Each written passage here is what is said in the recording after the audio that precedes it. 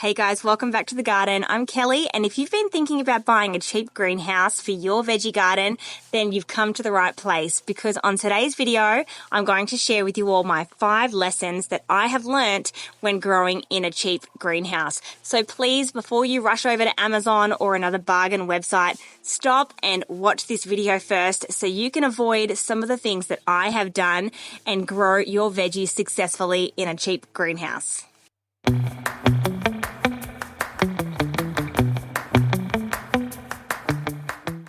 Before we get started, please make sure that if you're enjoying this video, you give it a like, share it around, and subscribe, as that's going to help my channel out a lot. And I really want to try and encourage as many people as I can to start their own veggie gardens and to share just how easy it really is. But without further ado, let's get started with the video. Lesson number 1 is to look out for bugs. Now, when I first started growing in this greenhouse, I was under the impression that because I was growing in an enclosed space, that bugs couldn't get in and the plants that I was growing in here would be free from the pests and the bugs that I usually encountered out into the veggie garden. But I definitely was wrong, and because I was a bit naive about it, I actually missed the warning signs of there being a pest infestation on my plants. And because I wasn't looking out for them, the damage got so great that I actually ended up losing some of my plants in here, which is a real shame. Now, although it's pretty disappointing and frustrating that I did lose these plants, I'm taking it as a learning experience of what to do next time, and that is definitely be on the lookout for bugs. So make sure you're coming out every day or every couple of days to your greenhouse and just inspecting the plants, inspecting the soil around your plants, and definitely check under the leaves, as that is where a lot of bugs like to hide. In this greenhouse, we had an infestation of aphids on some cucumber plants. And although I did try and save them with a few different methods, the plants were only young and the aphids multiplied that quickly that I wasn't able to save them. But had I been on the lookout for these aphids earlier, I could have seen the warning signs and saved the plants. But because I was a bit naive and I thought that bugs couldn't get in the greenhouse, I wasn't looking out for the pests. I wasn't looking out for the bugs. So when you're growing in a cheap greenhouse, or any greenhouse for that matter, it's so important to still be on the lookout for bugs, as they will find a way in. If you've got tasty plants in there that they like to eat, they will find a way in somehow. So make sure you're on the lookout for pests so you can see the warning signs early and deal with that infestation before it gets so great you end up losing your plants like I did. Lesson number 2 is to check the humidity of your greenhouse. Now, this was a pretty interesting lesson for me to learn, because this winter I had big plans for these greenhouses, and I actually planted out about 40 Roma tomato plants between both of my cheap greenhouses out here. But between all of those plants, I only ever harvested a handful of tomatoes. Now, at first I was a little bit confused with why that could be, and I thought maybe it was a pollination issue. This variety of tomato is an open pollinated variety, which means that they can be pollinated with the wind or by bees or bugs. So I thought maybe because the greenhouse was closed, the door was closed, the windows were closed, it just wasn't getting that airflow that it needed, and therefore the tomatoes weren't able to be pollinated. So I would come in here and I would give the plants a bit of a shake to try and recreate the breeze, but still no tomatoes. When I would come in here to check on the plants, I did notice a lot of flowers on each plant, so that wasn't an issue there. However, I did notice that all of the flowers were really wet and they were still closed. Now, after doing a bit of research, I came to determine that the pollen inside the flowers was just simply too wet and sticky, that it wasn't able to release from the flower, and therefore there would be no pollination and no tomatoes. Now, I obviously didn't think that having a more humid environment in my greenhouse would be that big of a deal. And this wouldn't only apply to cheap greenhouses, but it does apply to or greenhouses as well.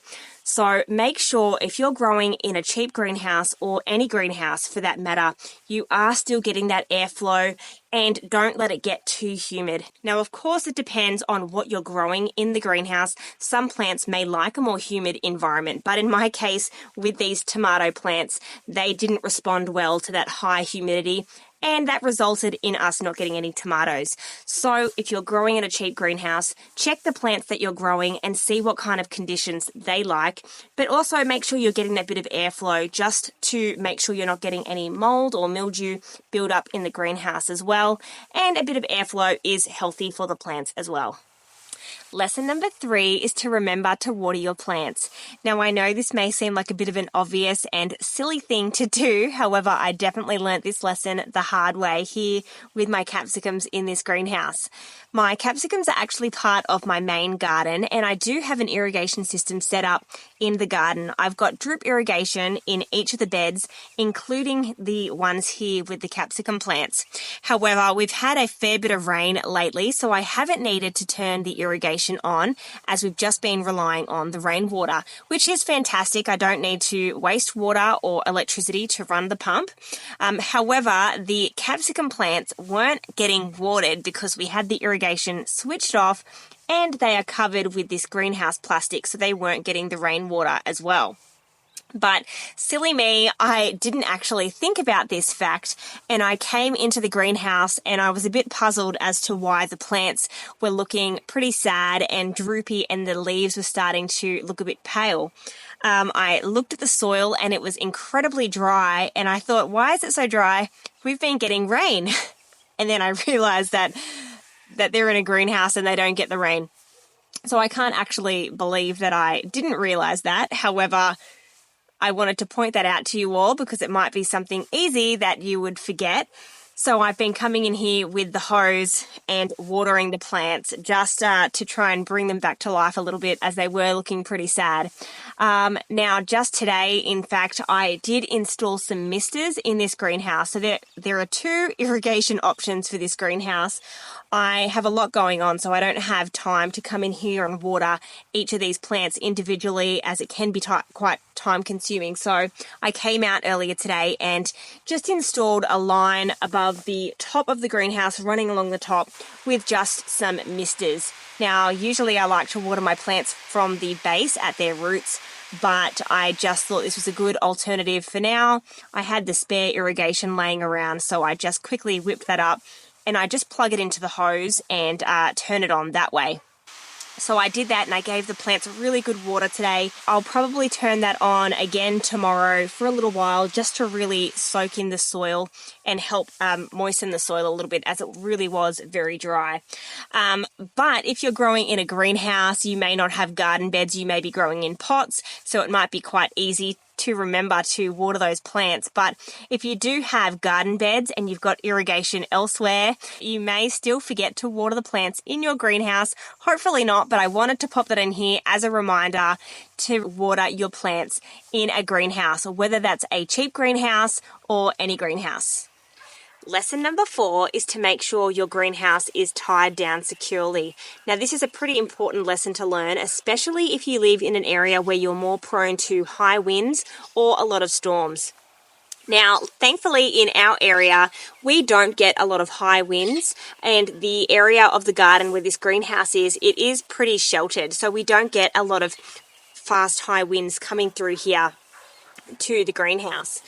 All of the cheap greenhouses that I have bought do have some sort of strap on the inside to attach the cover to the frame. Now, this either is in the form of a plastic strap or a Velcro strap or even a fabric strap, but they do have some sort of strap to tie the cover to the frame. They also come with some ropes that attach the frame down to the ground. Now, they do work well, however, you do need to keep checking on them periodically just to make sure that the straps haven't come undone or that the rope is tight enough down to the ground.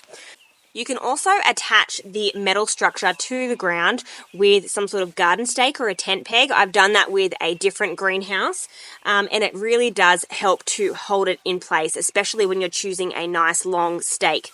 Now, if you do live in an area where you're more prone to high winds, you should probably look into securing your greenhouse a bit better than just what comes in the box with these cheap greenhouses, as I really don't think they would hold up to a strong windstorm. You can also use special clips just like this one here to help keep the fabric onto the frame. I've used this with my plastic cover, but I've also used it with shade cloth and insect netting as well, so they do have a couple of different uses. I do know someone who has one of these cheap greenhouses, and throughout a thunderstorm the cover actually got ripped off. Now the frame stayed in place, but the cover did come off, and luckily it didn't damage anything. But that's why you need to always make sure you're coming out and just checking that the straps are still attached, and if you are going to have a storm, just make sure that everything is tied down properly to keep it in place to stop it from potentially blowing away. Lastly, lesson number 5 is to utilize your greenhouse all year long. Now, in our climate, it is far too hot to keep the plastic on our greenhouses, so I like to take the plastic off and to replace it with this shade cloth fabric. Now, I've done this with my 2 smaller greenhouses, and this summer I'll be doing it with my larger greenhouses as well, but I find this a really fantastic way to still utilize your greenhouse as a shade house throughout those warmer months. I'm able to store seedlings in here, as well as start plants from cuttings and just protect those younger plants from the harsh sun. If you're growing something that doesn't like to be in full sun and you don't have a lot of shady places in your garden, you can also pop them in your shade house to protect them from the sun that way. If you buy a good quality shade cloth, you'll find that it will last you a really long time, and you'll be able to get years out of your shade cloth, making sure you can use your greenhouse year round with the plastic in the colder months and the shade cloth in the warmer months. The shade cloth is really easy to install. Depending on where you live, you may be able to buy shade cloth cut to measure or buy it on a roll. And I simply just drape it over the top of the greenhouse, and I've attached it with cable ties. However, since buying those clips from Aussie Gardener, this summer I will be using the clips instead of cable ties. That way I don't have to keep using cable ties, which I'm going to have to throw in the bin. But it was really easy to put together. Although the end here doesn't look all that pretty, it still works really well. You can even put a door on the front of it if you wanted to keep bugs out. But this is how I like to keep using my greenhouse all year long, in the summer with the shade cloth and in the winter with the plastic. I find it's a fantastic way to really get your money's worth from your greenhouse, and it's also a really good way to extend the life of your plastic as well. With these cheaper greenhouses, the plastic isn't the best quality, so it may not last you a really long time. So swapping that out and using the shade cloth for half of the year will actually extend the life of your plastic as well. I've actually got a bonus lesson number 6 tip for you, and that is to shop around for your greenhouse. When I was looking for these greenhouses for my garden, I soon learned that there were lots of different websites available to purchase these cheap greenhouses from, and they had a lot of different prices, to the point where one website was literally half the price of a different website. So it really pays to look around and to not buy from the first website you come across. Well, that's all for today, guys. I really hope this video was helpful for you in some way, whether you're looking to buy a cheap greenhouse or you already have one in your garden. I hope it could help you in some way. I definitely have learned a thing or two about growing in a cheap greenhouse, so I thought it would be great if I could share all of those lessons with you all. Now, if you have any questions or comments, please make sure that you write them down below, as I'd love to read them and get back to you all. And I just want to say thank you so much if you've made it to the end of the video. I really appreciate your support. And if you did enjoy this video, please make sure you give it a like, share it around, and subscribe, as I want to encourage as many people as I can to get out into their gardens and to start growing food, and to show just how easy it really is. Well, I hope I can encourage you all to get into your gardens today, to plant some seeds, plant some plants, grow some food, and try and be a bit more self-sufficient. But until then, I'll see you all next time. Bye!